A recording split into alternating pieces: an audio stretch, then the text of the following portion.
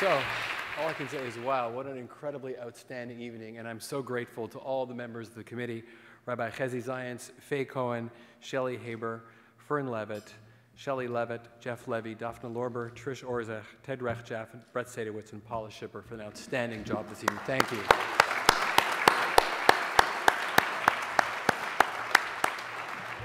You know, when I was first told that Rabbi Zients would introduce me, I was a little concerned that people wouldn't hear him, but I'm glad you projected a bit this evening. Thank you for that. And I also want to say that in case you think I'm getting too high and mighty, as I was coming over a few minutes ago, Avram whispered into my ear, Eli, you know you really don't deserve this. So. But it's been an incredible evening, just the music, the speeches, the tributes, every possible aspect. And I just love the video that Naomi made. The only criticism, Naomi, is there was one word that was missing from the video, the word punctual. So if we can put punctual in the next edit, would have kind of appreciated. Aside from that, I loved every bit of it.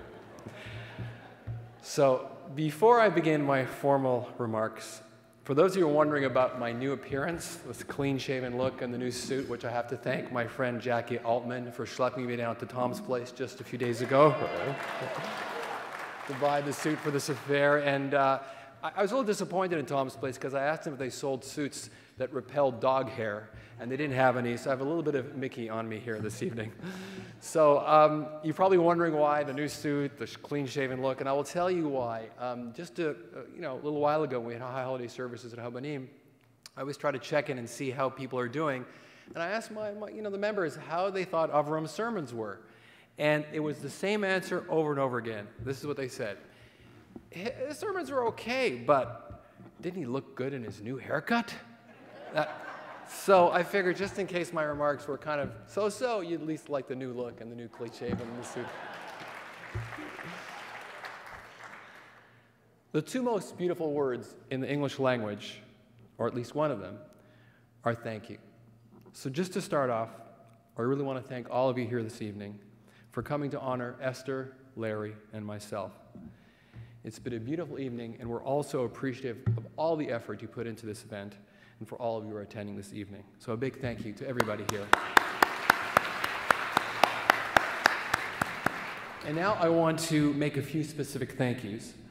I want to thank all of the Holocaust survivors here this evening: Judy Cohn, Anita Eckstein, Pinchas Gooder, Sally Wasserman, Nate Leipziger, Ellie Gotts, Erica Erdos, and Art Linder, for your courage and your determination and your commitment to share your story with the next generation. You've always been an inspiration to me and so many others. So a big hand to the Holocaust survivors.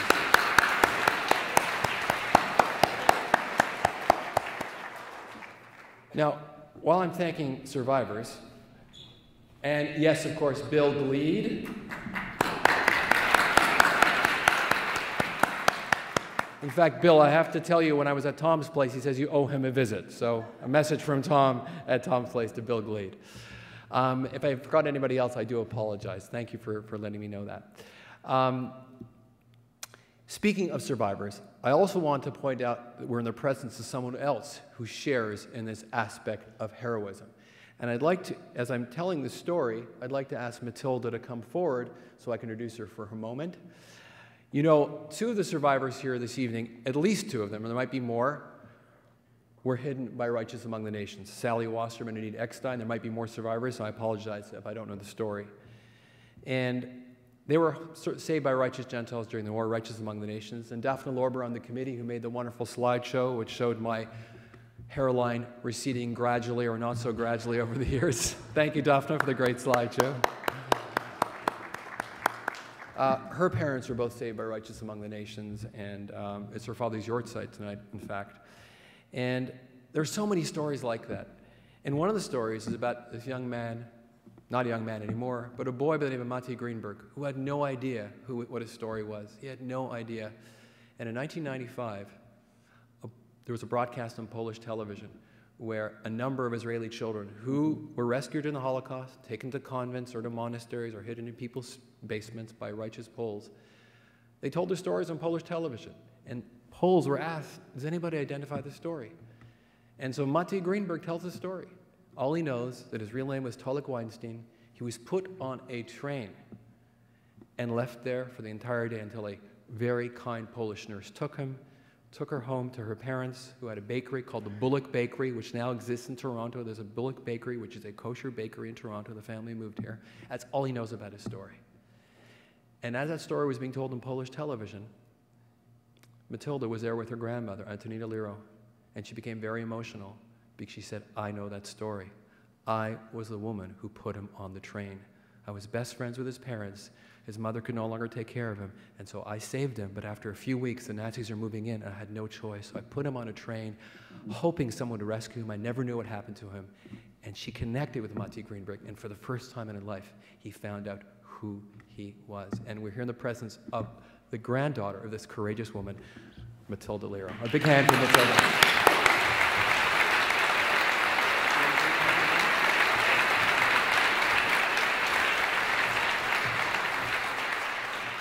I just want to say that I'm here for my grandmother, to remember her, and thank you, Eli, so much, and I'm honored and very touched. Thank you so much.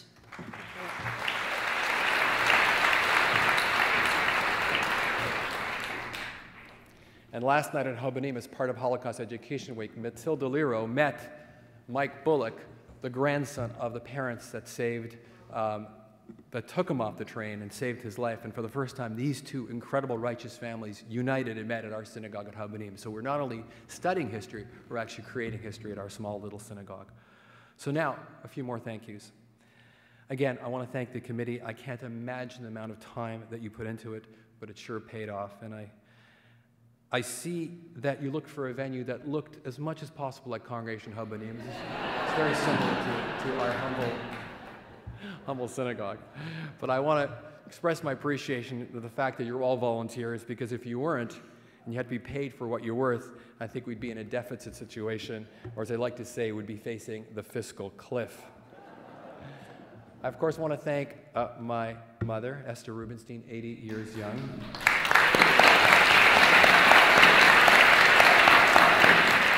The mother of myself, my older sister and brother, Debbie and Shmuel, and the grandmother of 17 grandchildren, and we've lost count of the number of great-grandchildren, and the grandmother to one grand dog, the famous lab named Mickey. Now, when I got my Labrador Retriever, coming from an ultra-Orthodox family, I wasn't sure that my dog and my mother would get along, but it worked out. She found another creature to worry about, and they both have a shared interest in food. My mother loves cooking, and my dog loves eating. So it's worked out very well, and every time I drive by Bathurst and Lawrence, my dog gets very anxious. He knows this is where on Friday nights he gets an incredible Shabbos dinner, and when we come over, as soon as I start singing Shalom Aleichem, my dog's ears perk up, his nose goes to the air, and he's waiting for Shabbos dinner. He's very, very, very religious on Friday nights. I also want to thank Larry and Esther for the last 25 years together. Esther is 28 years, Larry is 43, and I'm 25 years. It's almost a century of service, and most of that is Larry and Esther. Over the years that I've been working at Habonim, I have never seen a moment when Esther or Larry called in sick for a service or even came late even once. You're probably wondering how I know if they would come late, but I checked with Elizabeth and Patsy, and they filled me in. Larry has always approached his work with good cheer, dedication, and endless patience that sometimes we don't deserve. If you search far and wide, I don't think you'll find or meet a nicer person than Larry. Larry, thank you for being the dedicated professional you've always been.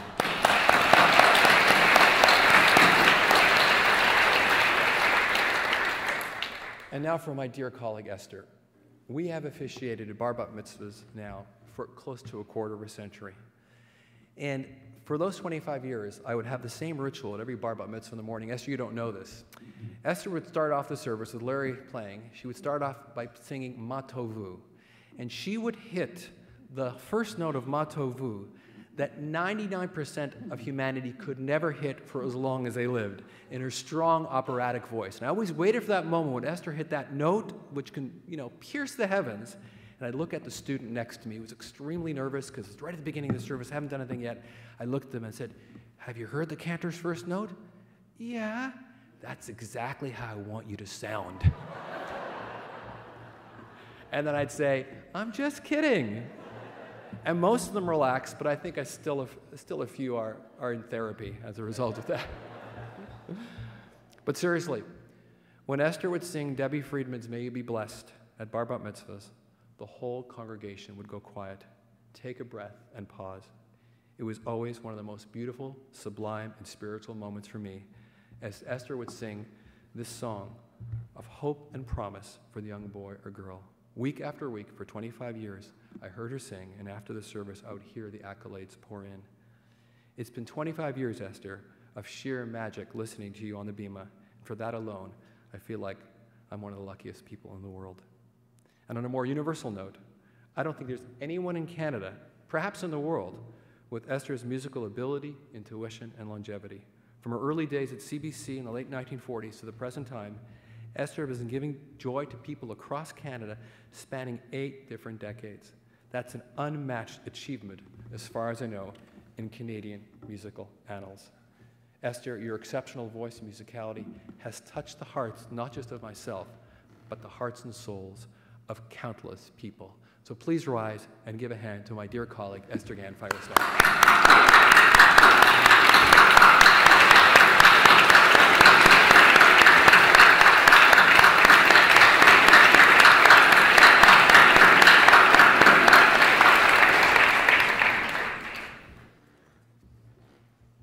So, in my concluding remarks, I want to say the following.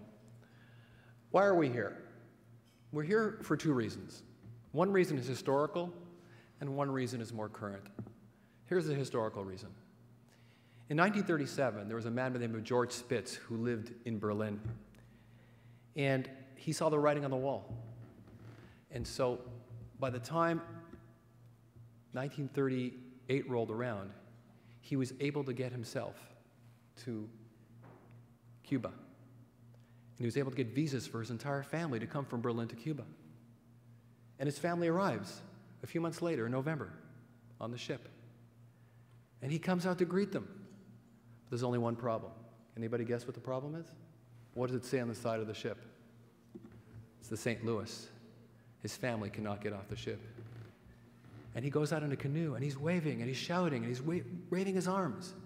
But his family, as you all know, is sent back to Europe. Fortunately for him, his family ends up in England. Not the rest of Europe, where most of them perish, but in England. And they survive the war. And after the war, he joins them in England, and he goes to a synagogue called St. John's Wood. But he doesn't really like going. His family goes there. And then one day, right before Yom Kippur, his daughter is working in a factory, gets her hair caught in a sewing machine. He goes to visit in a hospital. She'll be okay, but she can't go to synagogue. So she asks her dad to go instead of her. Doesn't want to go. He doesn't like synagogue. And she starts to cry and plead, and the holiest day of the year, you're not going to, for me, he goes. And you know what? He likes the synagogue. He likes the service. He likes the rabbi. He likes the music. Sometime later, he moves to Toronto. He can't find a synagogue like a synagogue he found in London. So he and a number of other German Jewish Holocaust survivors founded Congregation Habonim. That's why we're all here this evening. From adversity, we respond by building a new institution like Habonim. From challenges, we build a better world. So look how history works. We're all here today because of the St. Louis and George Spitz and a person and survivors coming here together. George Spitz was the first president of Habonim, and for a moment I want to pay tribute to all the presidents that I knew personally at Habonim. The late Norman Claver, Denise Altman, the late Gangoff Herman, who was the one who brought me to Habonim, Roger DeFreitas, David Goldfarb, Samantha Goldman, and our current fearless leader, Ted Rechtschaffen. Each of these dedicated and selfless individuals helped bring our synagogue to the thriving place where it is today, and I salute all of their efforts.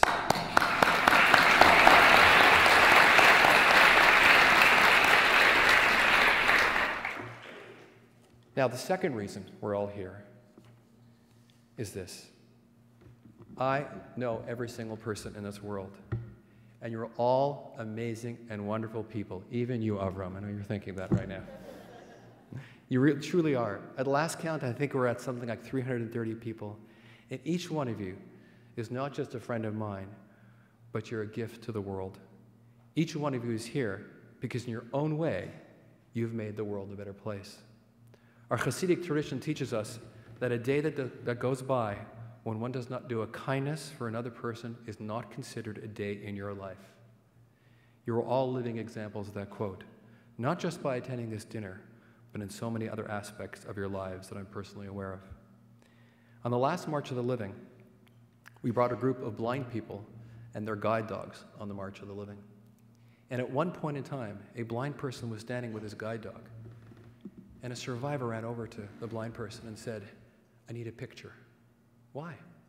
And the survivor, Max Glauben, now from Texas but originally from Warsaw, Poland, who had been in any number of concentration camps, said, "You have to understand, I'm a survivor. I was in the Holocaust. I saw what the Nazis did with dogs towards people, towards Jewish prisoners. I saw how they took the dogs and used them to attack Jewish prisoners in these camps.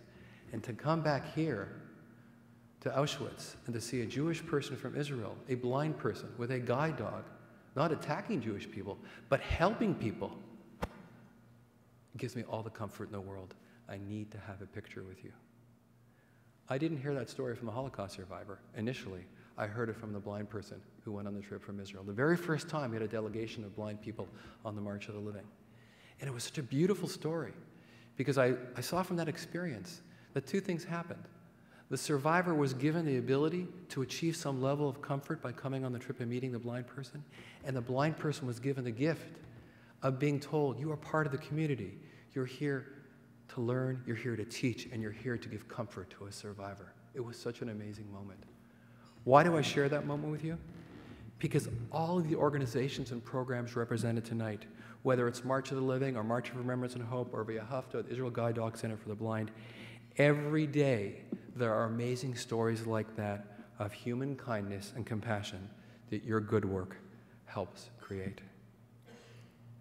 Gratitude is a central concept in Judaism, and I'm very appreciative of this evening, but it is I who should be thanking you, the community, for 25 years in which I have witnessed, like the story I told you, the most extraordinary generosity, love, and kindness from this outstanding community that I have pledged to serve.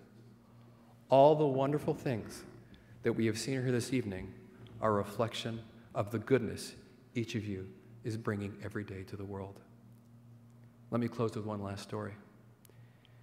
During the Holocaust, in the concentration camp of Bergen-Belsen, and I tell this story because Hanukkah is less than a month away, in the concentration camp of Bergen-Belsen, somehow, the first night of Hanukkah, they managed to get enough implements together to light the first Hanukkah candles.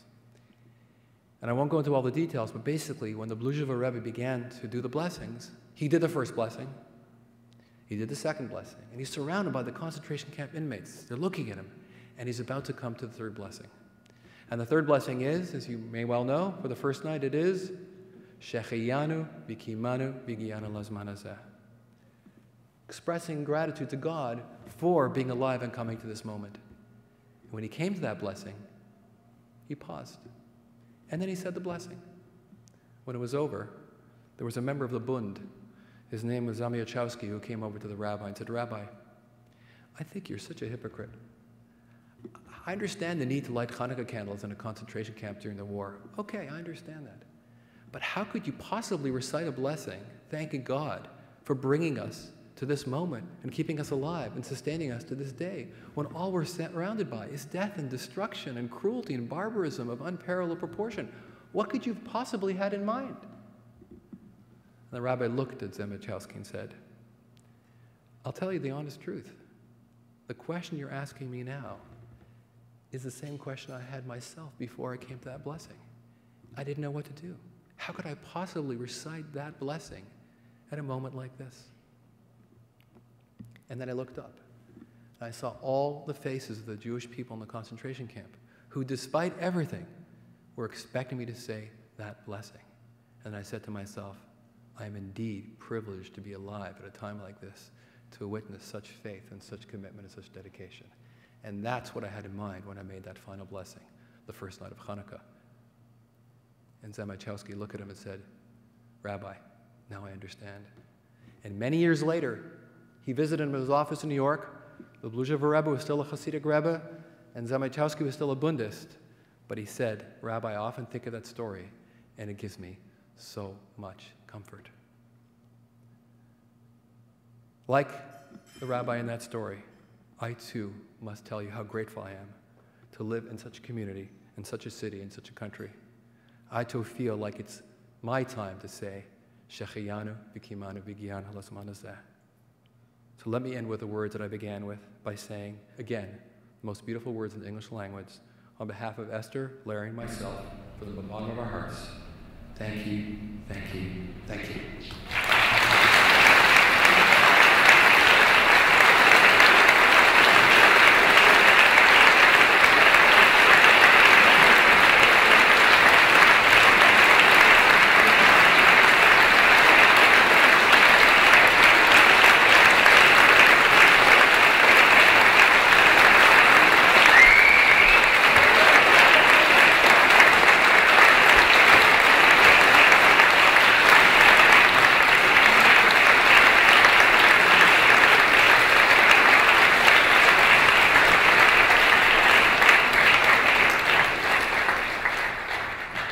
I only have a few more thousand stories I can share if you're interested. You know, life is very short, and it can be very difficult and very demanding. As we all know, we only have to listen to the Pinchases and the Sallys of the world. But here in Toronto, on the Bathurst Street corridor, sits a magical little shul called Congregation Habonim. And what's magical about it is exactly what we heard about tonight from the people we heard from, those whom we honored. Esther, Larry, Eli Rubenstein. Really, when you are part of Habonim, you feel as if you're part of a very, very special world. And it's very interesting because the board of directors, they understand this, and the congregants, they get it. And nobody really messes with a formula that's been in place for a quarter century and longer. Of course, we have to remember those individuals who are not with us any longer, who did extraordinary things for the congregation, beautiful things. Some of them were very controversial, the Rabbi Shlomims of the world. But the fact of the matter, it was those people were a little bit outside of what we might call the pale. Those creative individuals, the ones who took risks, who made Congregation Habonim what it is today, and in fact allowed us to celebrate in the way that we did tonight.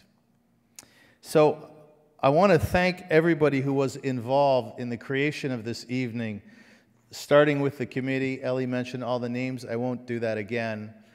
The individuals who made the videos, with the coordinators. I want to thank the wait staff. I want to thank all the people at the hall who really, really put their best foot forward to make this evening so very, very special. I want to thank the performers.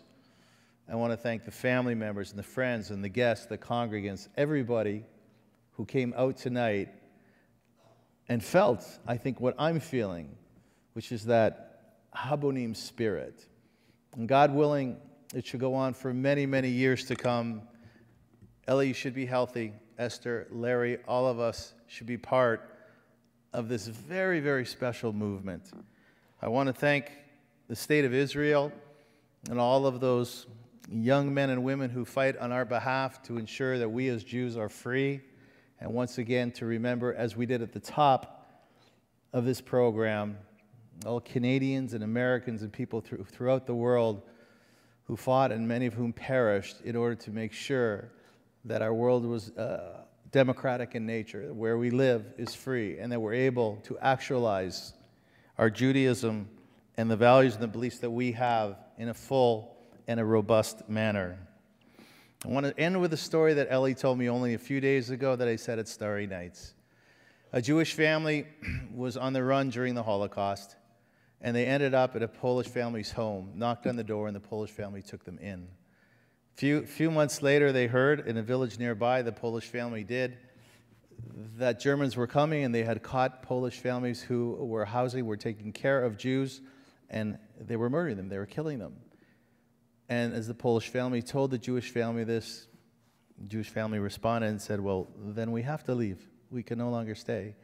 And the Polish family said to them, no, we are one. If you are in trouble, then we are in trouble.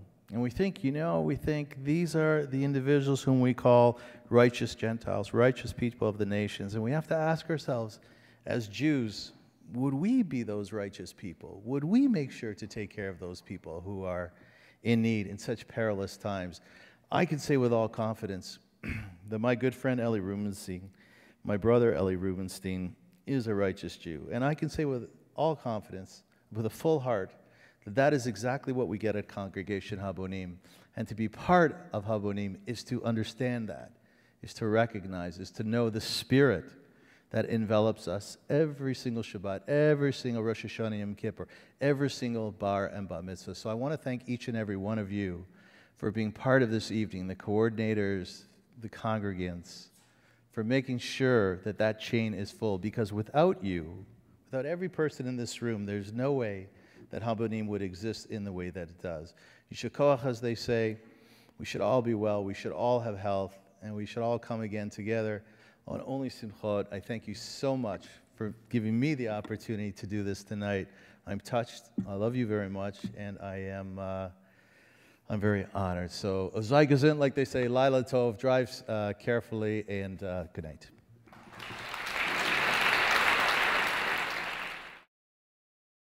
So I just wanted to, again, thank everyone for a really beautiful and moving and awe-inspiring evening. It was just more than anything I could have asked for. And it reminded me of a quote from a very wise man who once said that more than we want to be loved, and of course we all want to be loved, even more importantly than that is that we want our love to be received. More important than being loved is to have our love received. And I feel so grateful to be in a community where not only do I feel loved, but I'm able to express my love, and it's so readily accepted. So thank you for this wonderful opportunity and for this wonderful evening.